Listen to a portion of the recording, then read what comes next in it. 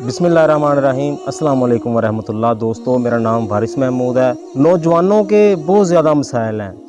नौजवान कहते हैं कि वालिदैन हमारी बात नहीं सुनते, हमारे बाप हमारी बात नहीं सुनते, हमारी बात मानते नहीं हैं। और बहुत से नौजवानों के ये मसाइल हैं। वो कहते हैं कि हमारे वालिद हमारी बात सुनते नहीं, हम क्या करें, और हमारी कोई सुनता नहीं है।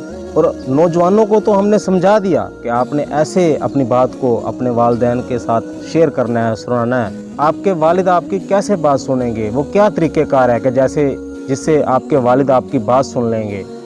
उनको तो, नौजवानों को तो हमने समझा दिया, लेकिन अब मैं वालिद को समझाता हूँ जिनके जवान बेटे हैं कि प्लीज़ कंट्रोल, इनको इनकी उम्र के मुताबिक, इनके जज्बात के मुताबिक, इनके एहसासात के मुताबिक ट्रीट करें। इनको लेकर बैठें और पूरे सलाह मशवरे के साथ इनको साथ लेकर चलें।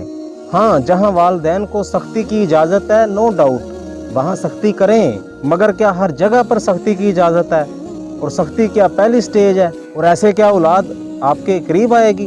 इनके साथ शफकत करें, इनके सर पे हाथ रखें, इनको अल्लाह और उसके रसूल के दीन की तरफ ले आएं। अब अक्सर वालिदैन पता क्या करते हैं, बच्चे को पकड़ते हैं, उस्ताद के पास ले जाते हैं, ये जी मेरी मानता नहीं है। अब वो उस्ताद के सामने तो मान ही लेगा। अब देखें, जिसकी बच्चा इज़्ज़त करता है, जो बच्चे की इज़्ज़त करता है, अब उसके सामने आप बच्चे को डिग्रेड करेंगे तो वो क्या करेगा?